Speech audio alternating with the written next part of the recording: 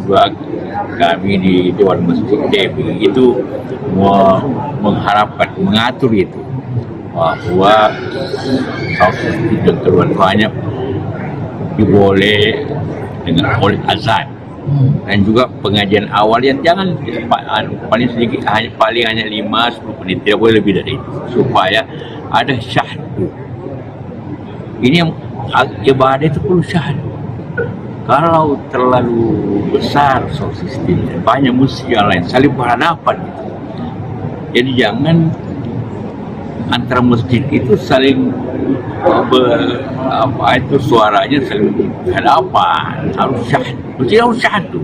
Karena itu jangan kalau pidato itu atau dakwah atau tabliknya sampai keluar, itu malah orang juga tidak dengar juga, hanya suaranya yang keras tapi tidak difahami.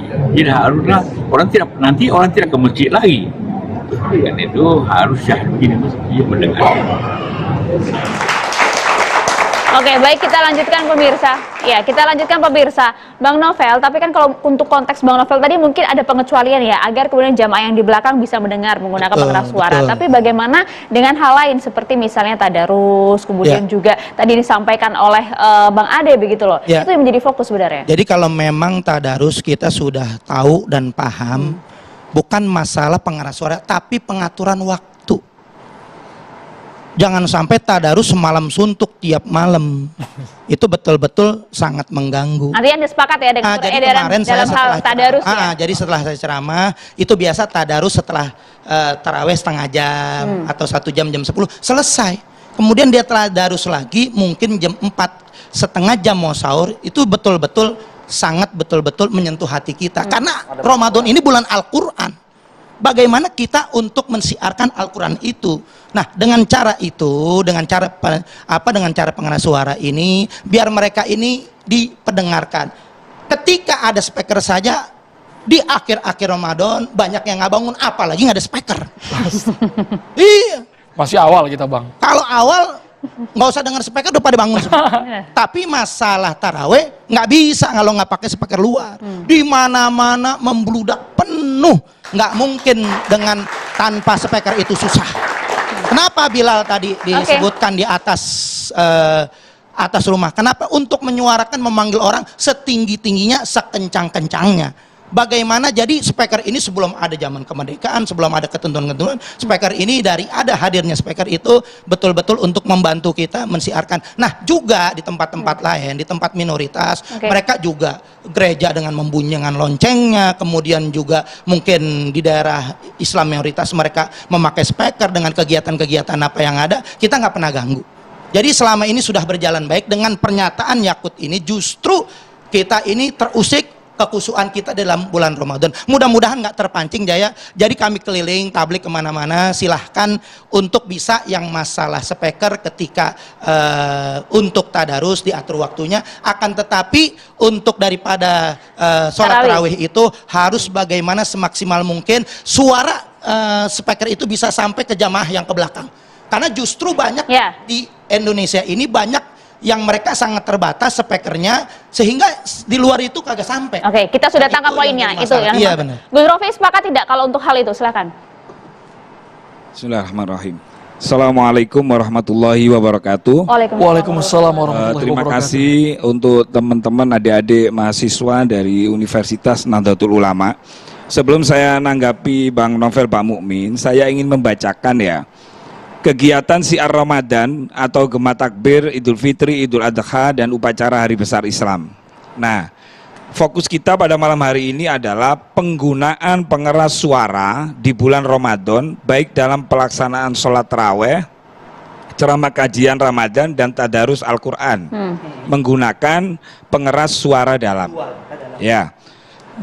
Nah, poin penting sebenarnya DMI ya, Dewan Masjid Indonesia, Bapak Haji Yusuf Kala, kemudian Muhammadiyah yang saya lihat, kemudian PBNU, artinya ormas-ormas terbesar ini mendukung surat edaran tersebut.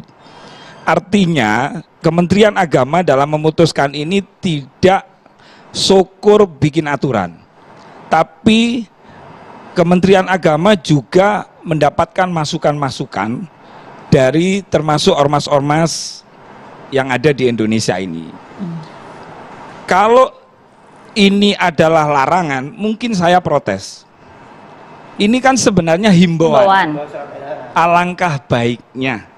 Karena kalau saya baca semua pengaturan atau himbauan ini, adzan, sebelum adzan ada waktu 10 menit tentang ngaji. Artinya kita kalau mau syiar untuk memanggil orang, mengajak takarub kepada Allah, mengajak untuk ibadah, ada ruang, ada waktu, ada kesempatan yang namanya adzan, iqomah. Ini diberi kesempatan untuk luar.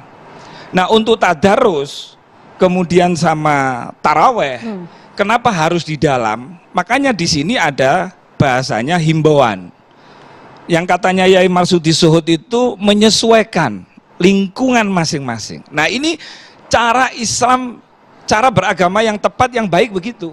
Karena Islam itu adalah mengajak, gitu kan. Bagaimana Islam berdakwah ini tidak membuat bising, tapi membuat enak, intonasinya enak, termasuk pengaturan yang adzan harus suaranya seperti ini.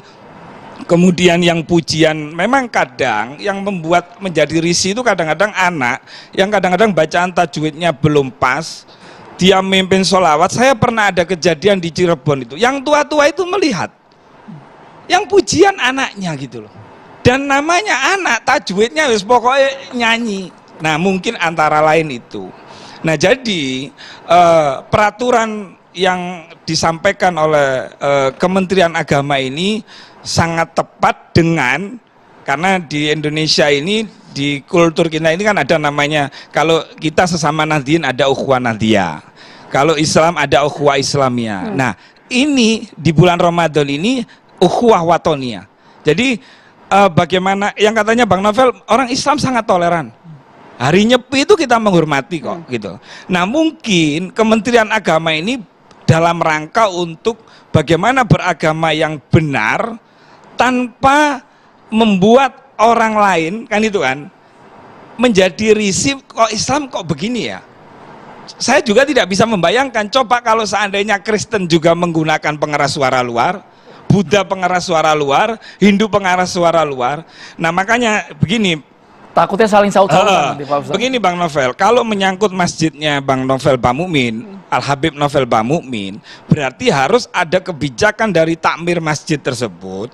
Ketika ini tidak bisa menjangkau jamaah yang terlalu banyak, masa sih Kota Amal Jariah tidak bisa membelikan sound system untuk bagaimana bisa menjangkau? Kan teknisnya itu.